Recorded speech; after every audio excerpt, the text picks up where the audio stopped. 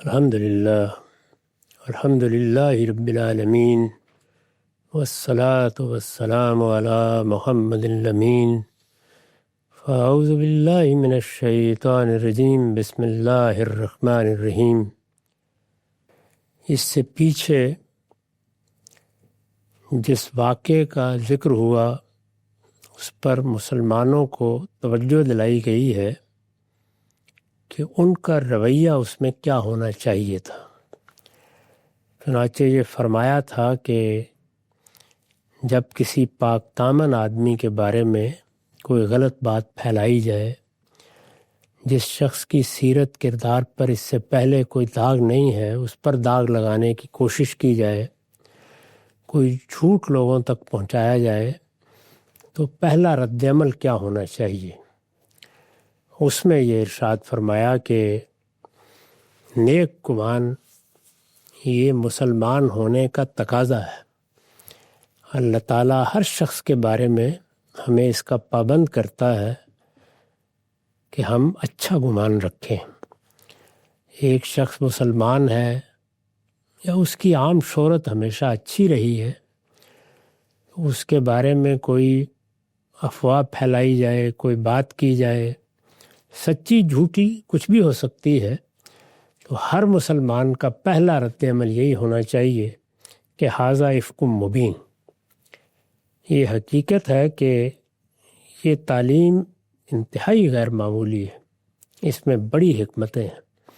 یہ تعلیم اختیار کر لی جائے تو پروپیگنڈے کا زہر جس طریقے سے بڑی بڑی فتنہ انگیزیوں کا باعث بنا ہے، مسلمانوں کا معاشرہ اس سے محفوظ رہ سکتا ہے۔ ہم انسانوں میں چونکہ کمزوریاں ہیں تو اس وجہ سے ایسی باتیں ہم سنتے، آگے پھیلاتے، ان کی تحقیق کیے بغیر اس طرح ان کا ذکر کرتے ہیں جیسے یہ تو مسلمات ہیں۔ یہ چیزیں سیاست میں بھی زہر گھول دیتی ہیں، علمی معاملات کو بھی خراب کرنے کا باعث بنتی ہیں، بڑے بڑے صالحین کے لیے کام کرنے میں مشکلات پیدا کرتی ہیں۔ اللہ تعالیٰ نے اس میں بالکل مختلف رویے کی تعلیم دی ہے۔ تمہارا عمومی رویہ خیر کا ہونا چاہیے، تمہیں اپنے بھائیوں کے بارے میں نیک گمان رکھنے چاہیے۔ جب تک کوئی چیز پائے ثبوت کو نہ پہنچ جائے اس وقت تک اس کو زبان پر نہیں آنا چاہیے، اس کی بنیاد پر کسی کو بدنام نہیں کرنا چاہیے، اور یہ حفاظت ہر مسلمان کو، عام مسلمان کو بھی حاصل ہے۔ اس کے بارے میں تنبیہ کی اور فرمایا کہ پھر یہ معاملہ یعنی کسی پر بدکاری کی تہمت یہ تو ایسا سنگین تھا کہ ارشاد ہوا لولا جاؤ علیہ باربعۃ شہداء، یہ الزام لگانے والے اپنے الزام کے ثبوت میں 4 گواہ کیوں نہ لائیں؟ یعنی تھوڑی دیر کے لیے مان لیا جائے کہ ان لوگوں کو کوئی صحیح بات معلوم ہو گئی تھی، تو پھر انہیں چاہیے تھا کہ جو قاعدہ اللہ تعالیٰ نے اس معاملے میں مقرر کیا ہے یہ اس کی پابندی کرتے۔ یہ قاعدہ سورہ نساء میں پیچھے بیان ہو چکا ہے۔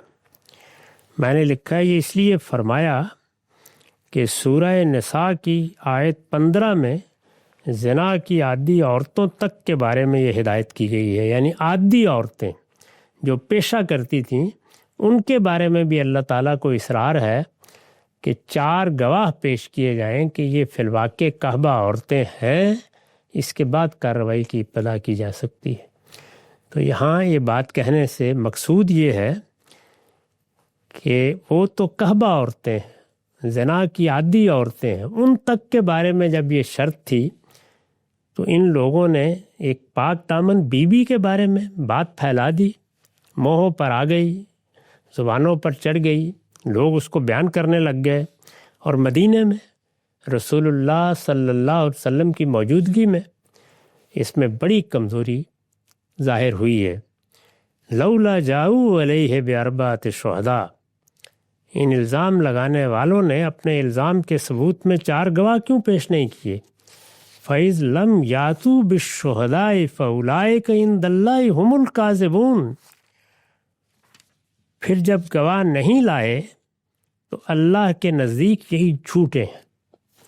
یہ اللہ کے نزدیک یہاں حقیقت کے لحاظ سے نہیں فرمایا، اس لحاظ سے فرمایا ہے کہ اللہ نے جو قانون دیا ہے اس میں جب تک یہ تقاضا پورا نہ ہو زنا کے الزام کو جھوٹا ہی مانا جائے گا۔ مسلمانوں کی عزت اور ان کی حیثیت عرفی کی حفاظت کے لیے یہ ضروری ہے، اللہ کا قانون یہی ہے۔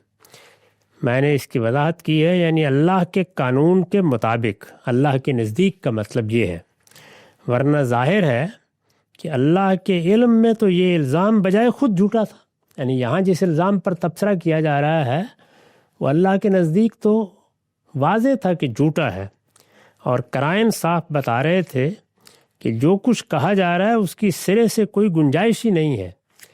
لیکن اللہ تعالیٰ نے بتایا کہ اگر کسی آدمی کو اپنی بات پر اصراری ہو تو اس معاملے میں اللہ کا قانون یہ ہے، اس لیے اس کی پیروی کر کے کوئی بات کہی ہوتی تو چلیے، اس کا ایک وزن تھا۔ اس کا بھی مطلب یہ نہیں ہوتا کہ 4 گواہ آ گئے ہیں تو الزام ثابت ہو گیا، نہیں، وہ مقدمہ قائم کرنے کی پوزیشن میں آ گئے، اب ان کی بات سنی جا سکتی ہے، اب اس پر غور کیا جا سکتا ہے، اب وہ معاملہ زیر تفتیش آ سکتا ہے۔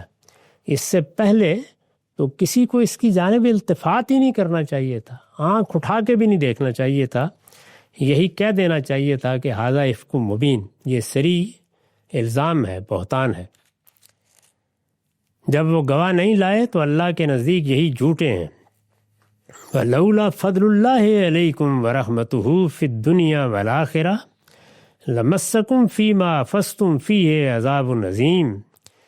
تم مسلمانوں پر دنیا اور آخرت میں اللہ کا فضل اور اس کی رحمت نہ ہوتی تو جس راستے پر تم چل نکلے تھے اس میں تم پر کوئی بڑا عذاب آ جاتا۔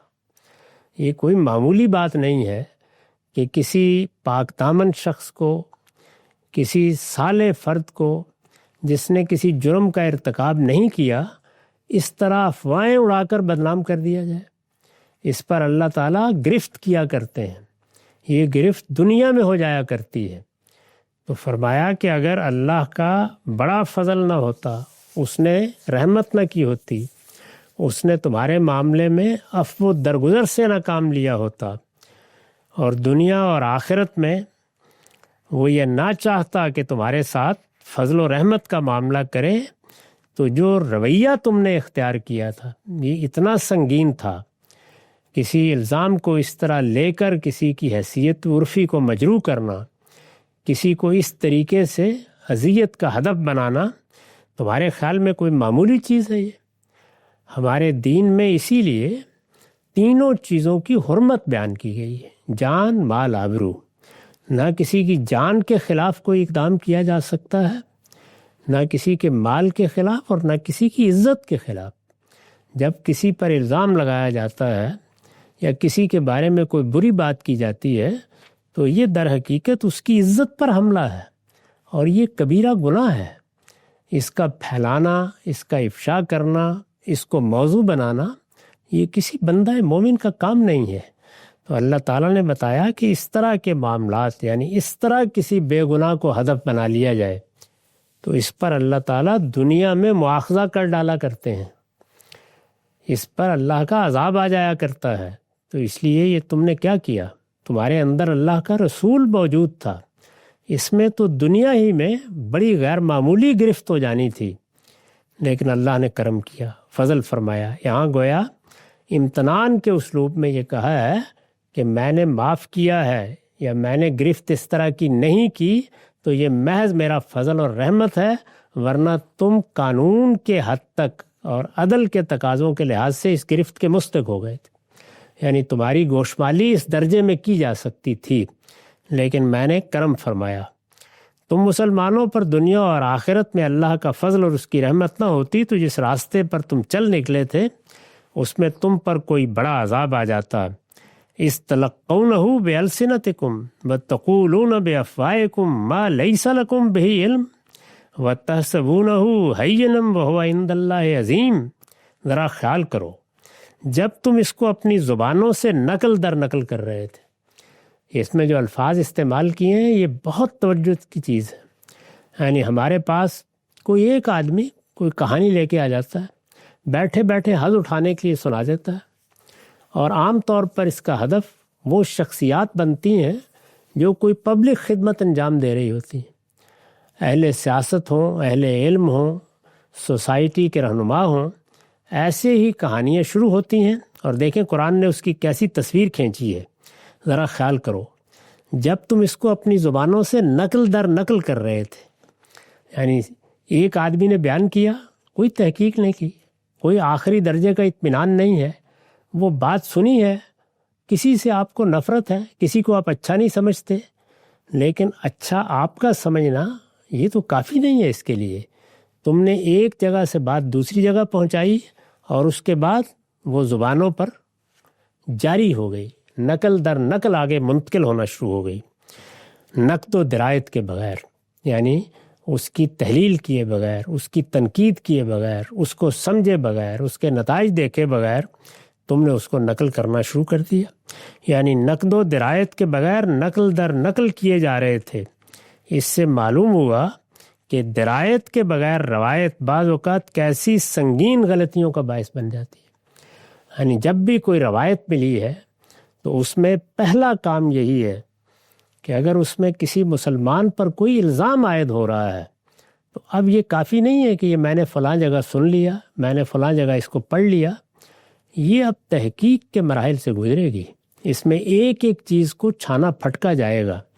یہی وہ غلطی ہے جو ہم اپنے تاریخی معاملات میں بھی کرتے ہیں۔ یعنی اگر عام واقعات بیان ہو رہے ہیں تو روایت ہے، قبول کر لی جائے گی، اس کی سند اچھی ہے تو اور بھی زیادہ قابل قبول ہے، نہیں ہے تو اس سے بھی کوئی فرق نہیں پڑتا۔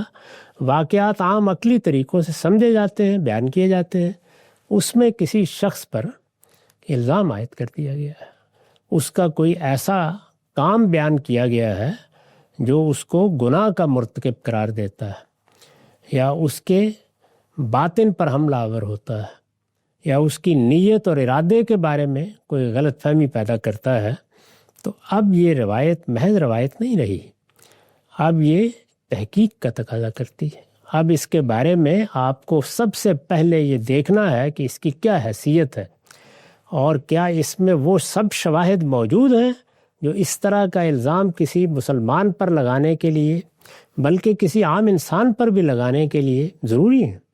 عقل کہتی ہے کہ ضروری ہیں، تو قرآن مجید نے یہاں بہت سخت تبصرہ کیا ہے اس رویے پر، اور اگر آپ غور کر کے دیکھیں تو تنہا یہی بات ہے جو ہماری اپنی قوم کے لیے بھی ایک دائمی عذاب کا باعث بن گئی ہے۔ یعنی اللہ کی رحمت اس سے اٹھ گئی ہے، اس لیے کہ اس میں کسی کی عزت محفوظ نہیں ہے۔ جس کے بارے میں جو اسکینڈل بنانا چاہیں بنا دیں، جس کے بارے میں جو افواہ پھیلانا چاہیں پھیلا دیں، وہ زبانوں پر آ جائے گی۔ اس میں ہمارے ادارے اپنا کردار ادا کرتے ہیں، ایک شخص دوسرے کو بتاتا ہے، اس پر ہم باقاعدہ ٹھٹھا اڑا رہے ہوتے ہیں۔ لیکن قرآن مجید دیکھیے کیا کہتا ہے، اِذْتَلَقَّوْنَهُ بِأَلْسِنَتِكُمْ وَتَقُولُونَ بِأَفْوَاهِكُمْ۔ ذرا خیال کرو، جب تم اس کو اپنی زبانوں سے نقل در نقل کر رہے تھے اور اپنے منہوں سے وہ بات کہہ رہے تھے جس کا تمہیں کوئی علم نہ تھا، یعنی وہ محض تمہارے منہ میں منتقل کی گئی تھی، تمہیں اس کا کوئی علم نہیں تھا، تم نے دیکھا نہیں تھا، تم نے شواہد نہیں جمع کیے تھے، تم نے اس کے بارے میں تحقیق نہیں کی تھی، جس کا تمہیں کوئی علم نہ تھا۔ ما لیس لکم بہ علم وتحسبونہ ہینن، تم اس کو معمولی بات سمجھ رہے تھے، گپ شپ ہو رہی ہے، ایسے ہی ذکر ہو رہا ہے، ذرا سیاست کا ذکر ہو رہا ہے، ذرا فلاں آدمی کے بارے میں بات ہو رہی ہے، تم اس کو معمولی سمجھ رہے تھے۔ فرمایا حالانکہ اللہ کے نزدیک وَهُوَ عِندَ اللَّهِ عظیم، وہ بہت بڑی بات تھی، اس لیے یہ آسان معاملہ نہیں تھا، تم اس کو ہین سمجھ کر یہ بات کر رہے تھے۔ کیا ہوتا ہے، بات ہی ہے، کر ڈالی ہم نے، حالانکہ اللہ کے نزدیک وہ بہت بڑی بات تھی۔ وَلَوْلَا إِذْ سَمِعْتُمُوهُ قُلْتُمْ مَا يَكُونُ لَنَا أَن نَّتَكَلَّمَ بِهَٰذَا، تم نے اس کو سنتے ہی کیوں نہ کہہ دیا کہ ہم کو زیبا نہیں کہ ہم ایسی بات زبان پر لائیں، یعنی یہ کیوں نہیں ہوا تمہارے ہاں، تمہارے کردار میں، تمہاری سیرت میں یہ کمزوری کہاں سے در آئی ہے کہ تم نے ایک بات سنی اور سنتے ہی یہ نہیں کہا کہ ما یکون لنا ان نتکلم بہذا، ہم کو زیبا نہیں کہ ہم ایسی بات زبان پر لائیں. سبحانک ھذا بہتان و نظیم، معاذ اللہ یہ تو بہت بڑا بہتان ہے. تو یہ تعلیم ہے اللہ تعالیٰ کی. یہ فرمایا ہے اللہ تعالیٰ نے کہ کسی پر الزام کا معاملہ ہے، خواہ وہ کسی تاریخی شخصیت پر ہے، وہ آج کے کسی فرد پر ہے، کسی شخص کی زبان پر اس کو نہیں آنا چاہیے. کسی شخص کو اس کو نقل در نقل کر کے آگے نہیں پھیلانا چاہیے. اس کے بارے میں پہلا رد عمل یہی ہونا چاہیے کہ یہ سری بہتان ہے، ہم اس کو قبول نہیں کرتے، ہم باور نہیں کرتے کسی نے یہ کام کیا ہوگا. اب جس نے الزام کی ابتدا کی ہے وہ جا کر اس کے لیے ثبوت فراہم کرے، اس کو ایک حقیقت بنائے. ایسا ہو جائے گا تو پھر دیکھا جائے گا، اس کے قرائن سامنے آئیں گے، اس کے لیے جو چیزیں پیش کی جا رہی ہیں وہ چھانی پھٹکی جائیں گی، دیکھ لیں گے کیا بات ہے کیا نہیں. لیکن اس وقت ہم اس کو سننے کے لیے بھی تیار نہیں ہیں.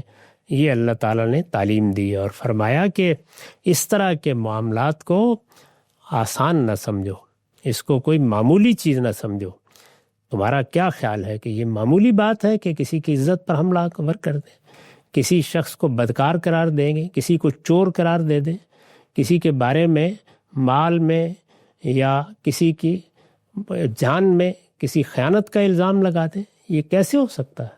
سوچنا چاہیے تھا تمہیں اس بات کو. یہ بہت بڑی بات تھی. تم نے کیوں نہ کہہ دیا کہ ہم کو زیبا نہیں کہ ہم ایسی بات زبان پر لائیں. معاذ اللہ یہ تو بہت بڑا بہتان ہے. اس کے بعد فرمایا یعظکم اللہ ان تعودوا لمثلہ. ہو گئی یہ بات، میں نے فضل کر دیا، میں نے نہیں محاسبہ کیا، میں نے تمہیں معاف کر دیا، لیکن اللہ تمہیں نصیحت کرتا ہے کہ اگر تم مومن ہو تو پھر کبھی ایسا نہ کرنا. یعنی کوئی کسر نہیں چھوڑی ہے اللہ تعالیٰ نے. صرف یہ نہیں ہے کہ ایک معاملے پر تبصرہ کر کے اور سیدہ کی برات بیان کر کے خاموشی اختیار کر لی ہے. نہیں، مسلمانوں کو، اور یہ صحابہ ہیں، رسول اللہ کے زمانے کے مسلمان ہیں، آپ کے ساتھی ہیں، اللہ تعالیٰ نے اس شدت کے ساتھ، اس سختی کے ساتھ اس کمزوری کی طرف توجہ دلائی ہے جس میں ہم سب مبتلا ہو جاتے ہیں. یعظکم اللہ ان تعودوا لمثلہ ابدا. اللہ تمہیں نصیحت کرتا ہے کہ اگر تم مومن ہو تو پھر کبھی ایسا نہ کرنا. اس میں بھی ایک خاص چیز ہے تحدید کی کہ یہ وہ گناہ نہیں ہے کہ ہو گیا ہے ایک بار تو اس کو دہرانے کی جسارت کرو. ہو گئی تنبیہ ایک بار، میں نے کر دیا معاف، لیکن آئندہ اس کا ارتکاب نہیں ہونا چاہیے، پھر کبھی ایسا نہ کرنا. میں نے اس پر لکھا ہے اصل الفاظ ہیں ان تعودوا لمثلہ ابدا. یہ اگرچہ نہیں ہے لیکن ان کے بعد لا نہیں آیا. اس کی وجہ یہ ہے کہ لفظ واز اپنے مفہوم کے لحاظ پہ اس پر دلالت کرتا ہے. یہ ایک عربیت کا پہلو ہے، طالب علموں کے لیے اس کو بیان کر دیا ہے. اصل بات وہی ہے جو اس میں بیان کی گئی ہے کہ اگر اس طرح کی غلطی ایک مرتبہ ہو گئی ہے اور آدمی سچا صاحب ایمان ہے تو اسے دوبارہ اس کا ارتکاب نہیں کرنا چاہیے. یعظکم اللہ ان تعودوا لمثلہ ابدا ان کنتم مومنین. اللہ تمہیں نصیحت کرتا ہے کہ اگر تم مومن ہو تو پھر کبھی ایسا نہ کرنا. وَيُبَيِّنُ اللَّهُ لَكُمُ الْآيَاتِ وَاللَّهُ عَلِيمٌ حَكِيمٌ. اللہ تمہارے لیے اپنی آیتیں کھول کھول کر بیان کرتا ہے اور اللہ علیم و حکیم ہے. یعنی یہاں پہ آخر میں بتایا کہ میں نے تو اب وضاحت میں بھی کوئی کسر نہیں چھوڑی. اللہ تعالیٰ اپنے بارے میں کہتے ہیں کہ میں نے ہر چیز کھول کھول کر بیان کر دی ہے اور یہ ہونی چاہیے تھی، اس لیے کہ اللہ علیم و حکیم ہے. اس پر میں نے وضاحت کی ہے کہ اس لیے وہی بہتر سمجھتا ہے. اللہ علیم و حکیم ہے، اس لیے وہی بہتر سمجھتا ہے کہ تمہاری اس غلطی پر تمہیں کیا بتائے اور کیا سکھائے. تو اس غلطی پر اس نے اس طریقے سے تنبیہ بھی کی ہے، اس طریقے سے توجہ بھی دلائی ہے، اس کے نتائج و عواقب بھی تمہیں بتائے ہیں. اس لیے اس کو اچھی طرح سمجھ لو اور عہد کرو کہ آئندہ کبھی ایسا نہیں کرو گے. یہی عہد ہر شخص کو اپنے ساتھ کرنا چاہیے کہ وہ کسی کے بارے میں، کسی بندہ مومن کے بارے میں اگر ایسی بات سنے گا تو اس کی تحقیق کے آخری درجے تک جائے بغیر نہ ماضی کے بارے میں اس کو زبان پر لائے گا نہ حال کے بارے. ان الذین یحبون ان تشیع الفاحشۃ فی الذین آمنوا لہم عذاب علیم. اس میں شبہ نہیں کہ جو لوگ یہ چاہتے ہیں کہ مسلمانوں میں بدکاری کا چرچا ہو. اس میں اب پھر ایک مرتبہ ان لوگوں کی طرف توجہ دلائی ہے جنہوں نے اس معاملے کی ابتدا کی تھی. پیچھے بھی بتایا کہ وہ تمہارے اندر کا ایک گروہ ہے انہوں نے منافقت کی بنیاد پر اس فعل شنی کا ارتکاب کیا ہے۔ اب یہ بتایا کہ یہ لوگ چاہتے ہیں کہ مسلمانوں میں اس طریقے کی چیزیں پھیلیں، بدکاری کا چرچا ہو۔ اس پر میں نے لکھا ہے یعنی عورتیں اور مرد سب وہی کچھ کریں جس کی یہ تہمتیں گھڑ رہے ہیں، تاکہ جو اخلاقی برتری اس وقت مسلمانوں کو حاصل ہے وہ جلد سے جلد ختم ہو جائے۔ یہ مقصد تھا ان کا، چاہتے تھے کہ کسی سے ایسی غلطی ہو، اس کا انتظار کر رہے تھے، تو ایک موقع مل گیا ان کو افسانہ تراشنے کا، تو انہوں نے تراشا۔ اس میں شبہ نہیں کہ جو لوگ یہ چاہتے ہیں کہ مسلمانوں میں بدکاری کا چرچا ہو، ارشاد فرمایا کہ ان کے لیے لہم عذاب علیم فی الدنیا والآخرہ، ان کے لیے دنیا میں بھی دردناک سزا ہے اور آخرت میں بھی۔ یعنی یہ معمولی چیز نہیں ہے۔ کسی گروہ کے بارے میں جو دین کی خدمت کر رہا ہے، مسلمانوں کی کوئی اور خدمت انجام دے رہا ہے، معاشرے میں کوئی کام اپنے ذمے لے کر اٹھ کھڑا ہوا ہے، اگر اس کے بارے میں یہ خواہش دل میں پیدا ہو کہ ان لوگوں کے مابین ایسی چیزیں ہونی چاہیے جن کو ہم اسکینڈل بنا سکیں، تو فرمایا کہ یہ خواہش کرنا کسی کو نقصان پہنچانے کے لیے، اور مسلمانوں کی جماعت کو اور پیغمبر کی موجودگی میں یہ جانتے ہو کہ اس کا نتیجہ کیا ہے، اس طرح کے دنیا کے لیے لوگوں کے لیے دنیا میں بھی دردناک سزا ہے اور آخرت میں بھی۔ اس پر میں نے وضاحت کی ہے، دنیا میں اس لیے کہ وہ اس جرم کا ارتکاب اللہ اور رسول کی براہ راست حکومت میں کر رہے تھے۔ یعنی یہ جرم امریکہ، برطانیہ، پاکستان یا سعودی عرب میں عام انسانوں کے زیر حکومت نہیں ہوا، یہ اللہ اور اس کے رسول کی حکومت میں ہوا۔ دنیا میں اس لیے کہ وہ اس جرم کا ارتکاب اللہ اور رسول کی براہ راست حکومت میں کر رہے تھے، اور قرآن کی روح سے یہ ہرابہ ہے۔ یعنی اللہ تعالیٰ نے سورہ مائدہ میں یہ بتایا ہے کہ ایک تو فساد کی وہ صورتیں ہیں جن کو سب لوگ پہچانتے ہیں، کسی کے یہاں ڈاکہ ڈال دیا، کسی کی آبرو پر بندوق ہاتھ میں پکڑ کر حملہ آور ہو گئے، کسی کا مال اٹھا لے گئے، وہ چیزیں تو ہر شخص پر واضح ہیں۔ لیکن اللہ اور رسول کی براہ راست حکومت قائم ہو، اللہ کا رسول زمین پر موجود ہو، تو عام جرائم بھی جس میں اس طریقے سے ان کی نافرمانی کی جائے، اس طرح کی افواہ اڑانا بھی ہرابہ بن جاتا ہے، یعنی فساد فی الارض کا جرم بن جاتا ہے، جس کی سزائیں وہاں بیان ہوئی ہیں۔ چنانچہ قرآن نے اسی کو پھر اٹھایا ہے سورہ احزاب میں، اور یہ بتایا ہے کہ اس طرح کے منافقین اگر باز نہ آئے تو ان کو محارب قرار دے کر ان پر وہی سزائیں نافذ کر دی جائیں گی جو مائدہ میں ڈاکوؤں کے لیے اور اس طرح کے ریپ کرنے والوں کے لیے بیان ہوئی ہیں۔ دنیا میں اس لیے کہ وہ اس جرم کا ارتکاب اللہ اور رسول کی براہ راست حکومت میں کر رہے تھے، اور قرآن کی روح سے یہ ہرابہ ہے۔ یعنی وہی معاملہ جو عام حکومتوں میں ایک جرم ہوگا جس کی سزا دی جا سکتی ہے، اللہ اور رسول کی حکومت میں وہ سنگین جرم بن جائے گا۔